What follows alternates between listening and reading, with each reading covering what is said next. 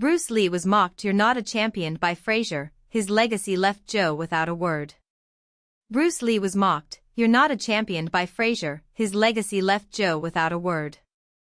The training room at the Chinatown gym in Los Angeles smelled of old leather, sweat, and liniment. Bruce Lee adjusted his training gloves, eyes fixed on the mirror as he executed a series of rapid punches, each movement precise as a blade. Across the ring, Joe Frazier watched, arms crossed over his broad chest, a smirk on his lips. "You're fast, Chinese. But speed doesn't win the fight. You were never champion." He never got into a real ring. Frazier spat the words, his Philadelphia accent thick with disdain. Boxing is about strength. About taking a beating until the other person falls. You're just a dancer. Bruce stopped, breathing controlled, fingers opening and closing. He knew Frazier wasn't wrong, at least not when it came to traditional boxing. But Bruce was not a boxer. He was something more. "Do you think fighting is just about exchanging punches?" Bruce spun around, his feet light as if he were floating. "It's about efficiency. About not wasting movement. About winning before the other person even realizes they are losing." Frazier laughed, a deep, guttural sound. "Nice words. But I've broken bigger men than you. Men who knew how to really fight." Bruce didn't respond. Instead, he charged, not with a punch, but with a lightning-fast side kick that Frazier barely managed to block. The impact sent the champion staggering, eyes wide with surprise. "What the hell was that?" Frazier growled, rubbing his hip. "Jeet Kune Do." Bruce stepped back, hands still on guard. "The art of intercepting. You don't need brute force if you know where to attack."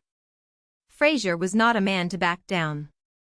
With a roar, he charged upwards, his fists swinging into powerful hooks. Bruce dodged the first, the second, but the third hit him in the side, making him retreat. The pain was sharp, but he didn't fall. Instead, he countered with a series of blows, a straight punch to the solar plexus, an elbow to the shoulder, a low kick that made Frazier grunt. The ring was filled with tension. The two men circulated, testing, measuring. Frazier was a war machine, but Bruce was a ghost, unpredictable, adaptable. Every time the champion tried to corner him, Bruce found an opening, an angle, a way to neutralize brute strength with technique. Then came the decisive moment. Frazier came forward with a left hook, the blow that had dropped Ollie in Manila. Bruce saw the opening, Frazier's elbow extended too far, leaving his side exposed. Instead of blocking, he moved in, applying a forearm trap, trapping Frazier's arm while delivering a short, devastating punch to the ribs. The sound was dry. Frazier gasped, eyes widening. He tried to recover, but Bruce was already spinning, his right foot rising in a roundhouse kick that connected with the side of the champion's head. Frazier fell to his knees, stunned. It wasn't a knockout, he was still conscious, but something in his eyes had changed. The disdain had turned into something close to respect. Bruce held out his hand. "The fight is not about who hits harder. It's about who hits better." Frazier hesitated, then grabbed the offered hand, allowing himself to be pulled along. He rubbed his jaw, still feeling the tingle from the kick. "Damn, you're good. But he's not a champion yet." Bruce smiled. "And you still don't understand that the ring isn't the only place to fight." Years later, Madison Square Garden was packed. Joe Frazier, now retired, watched a documentary about Bruce Lee broadcast on the giant screen. The images showed the master in action, training, teaching, fighting.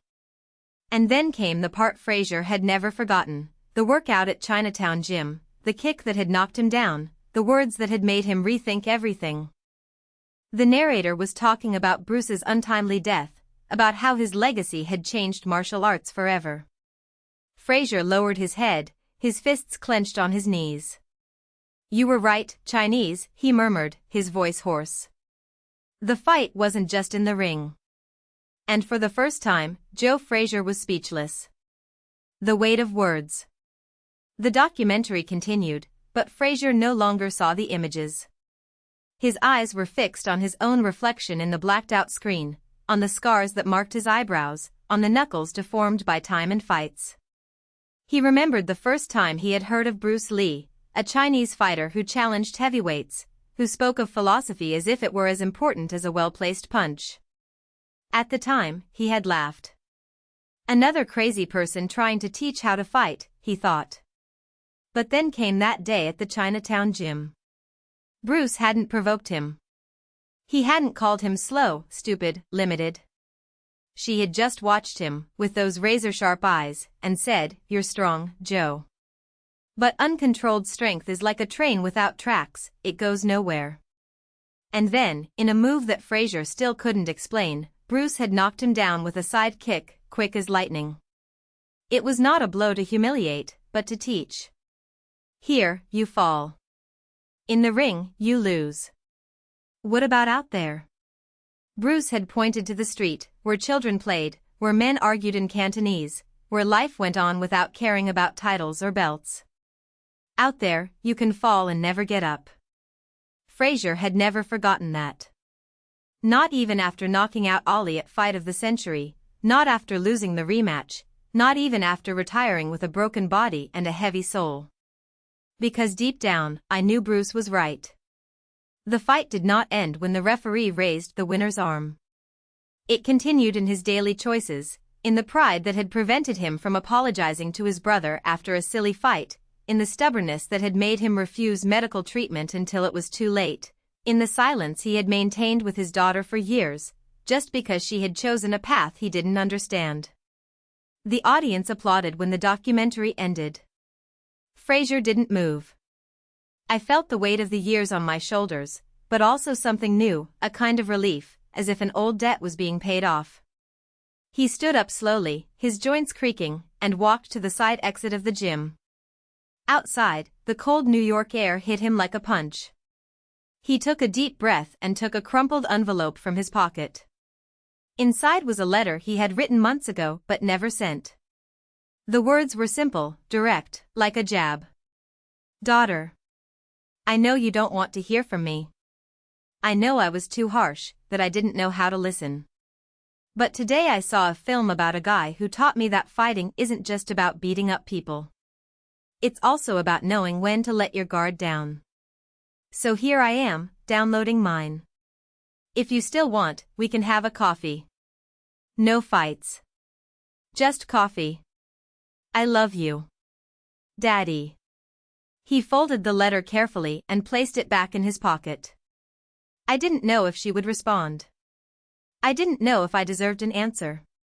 But for the first time in years, he didn't care about the outcome. Just with the gesture. Across town, in a small dance studio, a woman with short hair and tired eyes stopped in the middle of a dance routine. His phone vibrated. A message from a number she hadn't saved. I watched the documentary. He was right. The fight isn't just in the ring. She read the words twice, 3 times. Then he put the phone away and went back to dancing. But, in the middle of the movement, he stopped again. He took out his cell phone and typed. "Where?" Frazier was sitting on a park bench when the phone rang. He read the message and smiled, a small, almost imperceptible smile, but one that carried decades of weight. He got up, adjusted his coat and started walking towards the agreed cafe. I didn't know what I would say. I didn't know if I would be forgiven. But for the first time in a long time, I felt like I was fighting the right fight. And that, after all, was what Bruce had always wanted him to understand. The fight outside the ring. The Luta Livre Cafe was located in a narrow alley in the center, between a boxing equipment store and an abandoned Muay Thai gym. The walls were covered in yellowed posters of fighters from the 70s, and the smell of strong coffee mingled with the old leather of the gloves hanging behind the counter. Frazier arrived first. He chose a table in the corner, with his back to the wall, as if he were still in the ring, anticipating the next blow. He ordered a double espresso and watched the door. When Amanda entered, the bell above the door jingled. She wore a loose sweatshirt, her hair tied up in a messy bun, her eyes red as if she hadn't slept well in weeks. Frasier stood up slowly, as if any sudden movement would startle her. She stopped 2 steps from the table, arms crossed. "You came," he said, his voice hoarse. "I don't know why," she replied, but sat down anyway.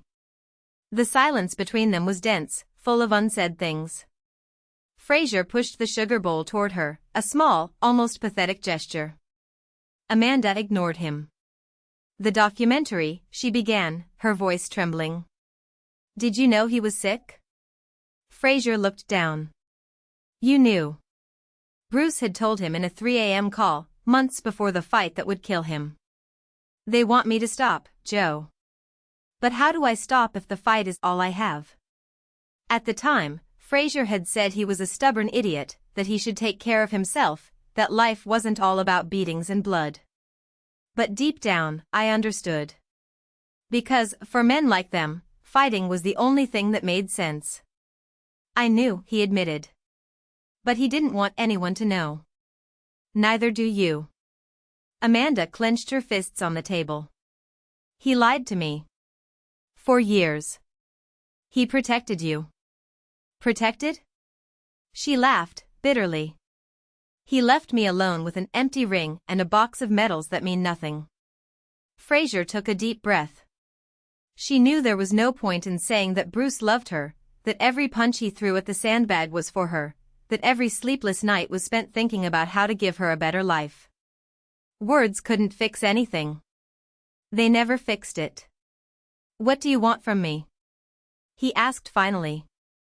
Amanda looked at her hands, at the scars on her knuckles, memories of training that never took her anywhere. "I want to understand why he chose this. Why he chose to die in the ring instead of living outside of it." Frasier hesitated. Then he pulled something out of his coat pocket, a crumpled letter, with the hospital seal. Amanda recognized Bruce's handwriting right away. "He asked me to hand you over if something happened," Frasier said. "But I didn't have the courage." She took the paper with trembling fingers. He unfolded it slowly, as if afraid the words might hurt her. "Mandy. If you're reading this, it's because I missed it. Not the fight. Life. And that's worse, because it means I failed you. But listen, I didn't choose the ring because I was stupid or stubborn. I chose it because it was the only place where I felt alive. Where every punch, every fall, every drop of sweat reminded me that I could still fight. Outside of it, I was just a broken man, full of debts and regrets. But you were always the only thing worth it. I don't want you to follow in my footsteps. I want you to dance. May it live. May it be more than I ever was. And if one day you understand that, maybe I wouldn't have failed so much. With all my love, always. Bruce." Amanda folded the letter back, her eyes teary. Frasier waited, not knowing whether she would cry, scream or simply leave. But she did something he hadn't expected. She reached her hand across the table toward his. "Teach me," she said. "What?" "Fighting outside the ring." Frasier looked at her hand, then at her face. He saw the same fire he had seen in Bruce years ago, the same stubbornness, the same pain. And for the first time since stepping into that ring in Manila, he felt that maybe there was still a fight worth fighting. "It's okay," he said, squeezing her hand. "But it won't be easy." "It never is," she replied. Outside, the rain began to fall, thin and persistent, as if the sky was also learning to fight. Rain and training. The first blow came without warning. Amanda stood in the center of the abandoned gym, her bare feet on the cold wooden floor, her arms raised in an unsteady guard. Frasier circled around her like an old wolf, his eyes half closed, assessing every breath, every tremor in her shoulders. "You're tense," he murmured. "Fear stiffens the muscles. And hard muscles break easily." She tried to relax, but Bruce's words echoed in her head, "With all my love, always." It was as if the letter had opened a wound she didn't even know existed. Anger, once a controlled fire, now burned freely, mixed with the pain of someone who loved someone who could no longer return. "It's not fear," she replied. "It's anger." Fraser stopped driving. A slow smile spread across his face, marked by the scars of 1,000 battles. "Great. Anger is good. But anger blinds. And blind people don't win fights." Before she could respond, he stepped forward. Not a punch, not a kick, just a firm push on her shoulder. Amanda staggered, her arms twisting in the air for balance. When he recovered, Fraser was back in his position, motionless. "What was that?" she asked, panting. "A reminder. You're not here to hit. It's here so you don't fall." Amanda clenched her fists. "I wanted to fight back, I wanted to scream, I wanted to rip that smug smile off his face." But something in Fraser's posture stopped her. He wasn't teasing. "I was teaching." "Again," she said. This time, when he pushed, she held firm. His feet sank into the ground, his knees flexed, and his body absorbed the impact as if it were part of the earth. Fraser nodded, satisfied. "Better. Now, breathe." She obeyed. The air rushed cold into his lungs, burning a little, as if the rain outside had seeped into his chest. Water ran through the gym's broken windows, dripping into puddles on the floor, mixing with the sweat that was already beginning to form on his forehead. "The fight is not just about strength," Fraser continued. "It's patience. It's knowing when to move forward and when to retreat. It's understanding that sometimes the best defense is not being where the blow is going to land." Amanda thought about Bruce.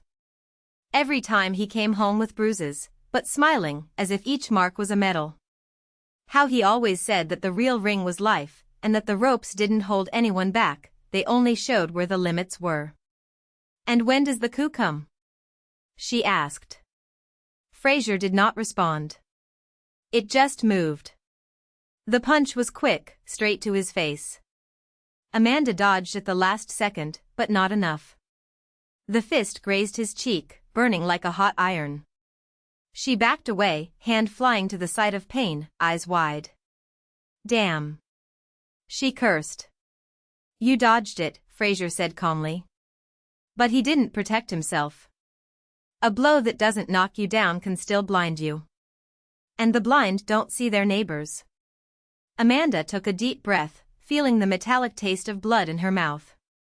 It wasn't the first time she'd been spanked. Bruce had taught her the basics years ago, but there was something different about this training. It wasn't about technique. It was about survival. Again, she repeated, raising her arms. They trained until the rain stopped. Until Amanda's muscles burned like they were on fire. Until Fraser, for the first time in years, felt fatigue not as defeat but as proof that there was still something worth striving for. When they left the gym, night had already fallen. The streets glittered in the streetlights, reflecting the puddles like broken mirrors. Amanda walked beside Fraser in silence, her knuckles swollen, her cheek throbbing. "Tomorrow," he said, stopping on the corner. "Same time." She nodded. There were no promises of victory, no guarantees that it would make her feel better. But for the first time since Bruce was gone, she felt like she was doing something other than just surviving. "Tomorrow," she agreed. Fraser watched her walk away, her steps steady despite her fatigue. Then he stuffed his hands in his pockets and headed in the opposite direction, the echo of his own thoughts mixing with the sound of his shoes on the wet sidewalk. The first test. 2 weeks later, Amanda discovered that fighting outside the ring wasn't just a metaphor. She was leaving work late at night, her shoulders heavy with exhaustion, when she saw them, 3 men leaning against a car, smoking, their gazes fixed on her. One of them threw his cigarette on the floor and stepped on it, smiling. "Hey, baby," one of them called, his voice slurred. "Are you in a hurry?" Amanda tightened her grip on the strap of her bag, feeling her heart racing. It wasn't the first time something like this had happened, but it was the first time since he started training with Fraser. She remembered his words, "Fear is a sign. It means you're alive." But don't let it paralyze you. Yes, she replied, firmly, continuing to walk. They laughed, but neither moved. Amanda breathed a sigh of relief, until she felt a hand grab her arm. Not so fast. She reacted on instinct. He turned his body, using the momentum to free himself, and threw an elbow into the man's nose. He staggered back, blood dripping between his fingers, his eyes wide with surprise. "You bitch!" he growled. The other two advanced. Amanda stepped back, assuming the stance Fraser had taught her, feet apart, knees bent, hands raised. It wasn't a clean fight. There were no rules. She kicked one in the shin, dodged a clumsy punch from the other, and when the first tried to grab her again, she kneed him in the stomach. It wasn't a victory. It was survival. When they finally backed away, swearing and threatening, Amanda was panting, her lip was cut, her blouse was torn. But he was standing. They left, but not before one of them spat on the ground and said, "It doesn't end here." Amanda stood still for a long moment, shaking, not from fear, but from adrenaline. Then he took his cell phone out of his pocket and dialed Fraser's number. "I need you," she said, when he answered. "Where?" She gave the address. When he arrived 10 minutes later, Amanda was sitting on the sidewalk, her back against the wall, her eyes fixed on the dark street. Fraser approached silently, assessing the damage. Then he extended his hand. "Get up." She held his hand and stood up. "They'll be back," she said, her voice firm. "Probably." "And there?" Fraser looked at her, his dark eyes reflecting the dim light of a distant streetlight. "Then you'll be ready." Amanda nodded. There were no more words. Just the certainty that, this time, she wouldn't fall. And if he fell, he would get up again. The last round. The men returned a week later. This time there were 4. Amanda was leaving the gym, her body sore but her mind sharp. She saw them before they saw her, leaning against an alley, waiting. It didn't run. He didn't hide. He took a deep breath and walked towards them. The leader, the same one she had hit in the nose, smiled when he saw her. "You thought you won, right?" Amanda didn't respond. He just assumed the posture. The fight was dirty. They had no technique, but they had numbers. A punch landed in his stomach, knocking his breath away. Another knocked her to the ground. She tasted dirt and blood in her mouth, but rolled to the side before a kick hit her in the head. Then he heard a sound he hadn't expected, a low growl, followed by a thud. Fraser was there. He didn't say anything. It didn't need to. He just moved forward, his movements precise, brutal. One of the men fell with a punch to the chin. Another was kneed in the stomach and collapsed, panting.